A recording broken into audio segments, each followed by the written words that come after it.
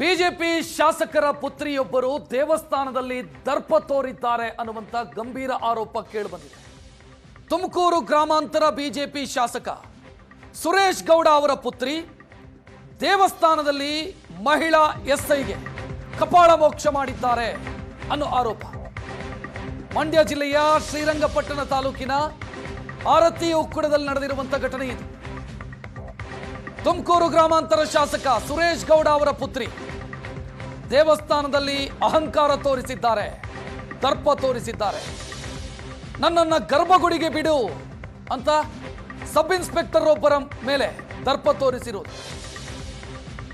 Sub inspector ಬಿಟ್ಟಿಲ್ಲ ಅನ್ನೋ ಕಾರಣಕ್ಕಾಗಿ ಮಹಿಳಾ ಸಬ್ ಇನ್ಸ್ಪೆಕ್ಟರ್ ಅವರಿಗೆ ಕಪಾಳ ಮೋಕ್ಷ ಮಾಡಿದ್ದಾರೆ ಸುರೇಶ್ ಗೌಡ ಅವರ ಪುತ್ರಿ ಐಶ್ವರ್ಯ.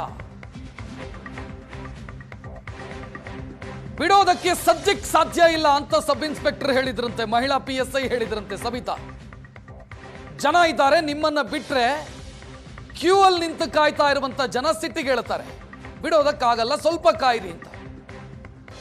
ಆಗ ಈ ಐಶ್ವರ್ಯ ಅವರು, ನಾನು ಯಾರು ಗೊತ್ತಿದೆಯಾ ನಿನಗೆ, ನಾನು MLA ಮಗಳು, DYSPಯ ಪತ್ನಿ ನಾನು ಅಂತ ಗಲಾಟೆ ಮಾಡಿ, ನೀನು ಸಾಮಾನ್ಯ ಪೊಲೀಸ್ ಒಬ್ಳು, ನೀನು ನನಗೆ ಅಡ್ಡ ಬರ್ತೀಯಾ ಅಂತ ಕಪಾಳ ಮೋಕ್ಷ ಮಾಡಿದ್ದಾರೆ ಅಂತ PSI ಕೊಟ್ಟಿರುವಂತ ದೂರಿನಲ್ಲಿ ಉಲ್ಲೇಖ ಇದೆ. ಸುರೇಶ್ ಗೌಡ ಅವರ ಪುತ್ರಿ ಆರತಿ ಉಕ್ಕುಡ ದೇವಸ್ಥಾನದಲ್ಲಿ ಅಹಂಕಾರ ತೋರಿಸಿದ್ದಾರೆ, ದರ್ಪ ತೋರಿಸಿದ್ದಾರೆ. ಪೊಲೀಸ್ ಸಬ್ ಇನ್ಸ್ಪೆಕ್ಟರ್ ಒಬ್ಬರಿಗೆ ಕಪಾಳ ಮೋಕ್ಷ ಮಾಡಿದ್ದಾರೆ ಅನ್ನುವಂಥ ಆರೋಪ. FIR ಕಾಪಿಯನ್ನ ನೀವು ನೋಡ್ತಾ ಇದ್ದೀರಿ. ಪೊಲೀಸರು FIR ದಾಖಲಿಸಿದ್ದಾರೆ. ಕರ್ತವ್ಯಕ್ಕೆ ಅಡ್ಡಿ, ಬೆದರಿಕೆ, ಹಲ್ಲೆ ಸೆಕ್ಷನ್ ಅಡಿಯಲ್ಲಿ ಕೇಸು ದಾಖಲಾಗಿದೆ. ಫೋಟೋ ನೋಡ್ತಾ ಇದ್ದೀರಿ, ಇವರೇ ಐಶ್ವರ್ಯ. ಇವರ ಮೇಲೆ ಈಗ ಲೇಡಿ PSI ಆರೋಪ ಮಾಡಿರೋದು. ಹೆಚ್ಚಿನ ಡೀಟೇಲ್ ಇಡೋದಕ್ಕೆ ನಮ್ಮ ಪ್ರತಿನಿಧಿ ನಂದನ್ ಫೋನ್ ಸಂಪರ್ಕದಲ್ಲಿ. ನಂದನ್, FIR ಓದ್ತಾ ಇದ್ದೆ, ನಾನು MLA ಮಗಳು, DYSPಯ ಹೆಂಡತಿ ನಾನು ಅಂತ ದರ್ಪ ತೋರಿಸಿದ್ರು ಅಂತ.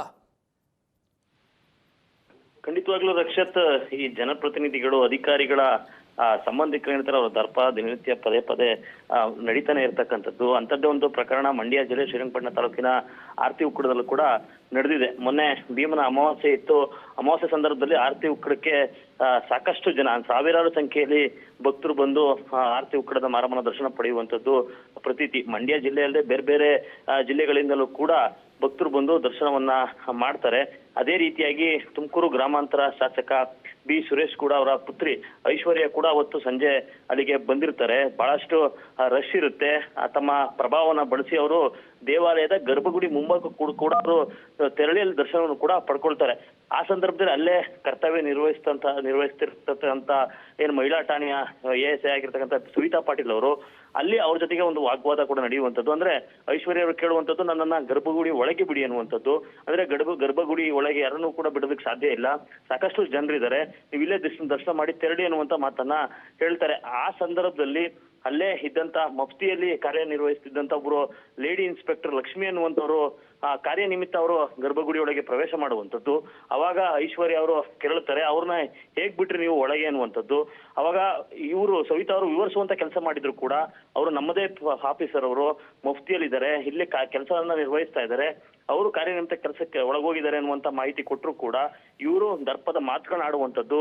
ನಾನು MLA ಪುತ್ರಿ, DYSPಯ ಹೇಳ್ತಿದ್ದೀನಿ, ನನ್ನನ್ನು ಕೂಡ ನೀವು ಒಳಗಡೆ ಬಿಡಬೇಕು ಅನ್ನುವಂಥದ್ದು. ಅವಾಗ ಒಂದಷ್ಟು ಮಾತಿನ ಚಕಮಕಿ ನಡೆದು ಕಪಾಳ ಮೋಕ್ಷವನ್ನು ಕೂಡ ಮಾಡಿದರೆ ಅನ್ನುವಂತ ಆರೋಪವನ್ನ ಈಗ ಸವಿತಾ ಪಾಟೀಲ್ ಅವರು ಮಾಡಿರ್ತಕ್ಕಂಥದ್ದು. ಇದೇ ಸಂಬಂಧ ನಂದನೀಗ MLA ಬಂದ್ರೆ ಬಿಡಬೇಕು, ಓಕೆ, DYSP ಬಂದ್ರು ಬಿಡಬೇಕು, ಅವರ ಪತ್ನಿಯನ್ನು ಯಾಕೆ ಬಿಡಬೇಕು?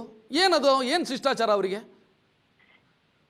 ಇದೇ ಪ್ರಶ್ನೆ ಸಾರ್ವಜನಿಕರು ಕೂಡ ಇರ್ತಕ್ಕಂಥದ್ದು.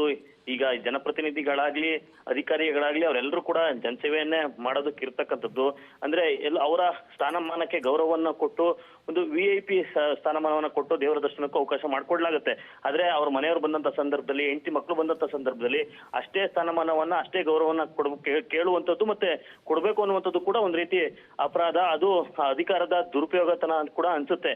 ಅಂದ್ರೆ ಈ ಘಟನೆಯನ್ನು ಕೂಡ ನಾವು ಗಮನಿಸಿದಾಗ MLA ಪುತ್ರಿ ಅನ್ನೋ ಕಾರಣಕ್ಕೆ DYSP ಡಿವೈಎಸ್ಪಿಯ ಪತ್ನಿ ಅನ್ನುವಂತ ಕಾರಣಕ್ಕೆ ಗರ್ಭಗುಡಿಯೊಳಗೆ ಬಿಡಬೇಕು ಅನ್ನುವಂತ ಪಟ್ಟಣ ಹಿಡಿಯುವಂಥದ್ದು, ಬಿಡ್ಲಿಲ್ಲ ಅನ್ನುವಂತ ಸಂದರ್ಭದಲ್ಲಿ ಅಧಿಕಾರಿಯ ಮೇಲೆ ಕಪಾಳ ಮೋಕ್ಷ ಮಾಡುವಂಥದ್ದು ಎಷ್ಟು ಸರಿ ಅನ್ನುವಂತ ಪ್ರಶ್ನೆ ಈಗ ಸಾರ್ವಜನಿಕ ವಲಯದಲ್ಲಿ ಕೇಳ್ಬರ್ತಾ ಇರ್ತಕ್ಕಂಥದ್ದು. ಈಗ ಅವರ ದರ್ಪದ ವಿರುದ್ಧವಾಗಿ ಸವಿತಾ ಪಾಟೀಲ್ ಅವರು ಏನ್ ಸಂತ್ರಸ್ತ ಇದ್ದಾರೆ, ಪೆಟ್ಟನ ತಿಂದಂತವ್ರು, ಅವರು ಕ್ಯಾತ್ನಳ್ಳಿ ಠಾಣೆಗೆ ದೂರನ್ನ ಸಲ್ಲಿಸಿರ್ತಕ್ಕಂಥದ್ದು. ರಕ್ಷತ್, ಥ್ಯಾಂಕ್ ಯು ನಂದನ್ ಮಾಹಿತಿಗೆ.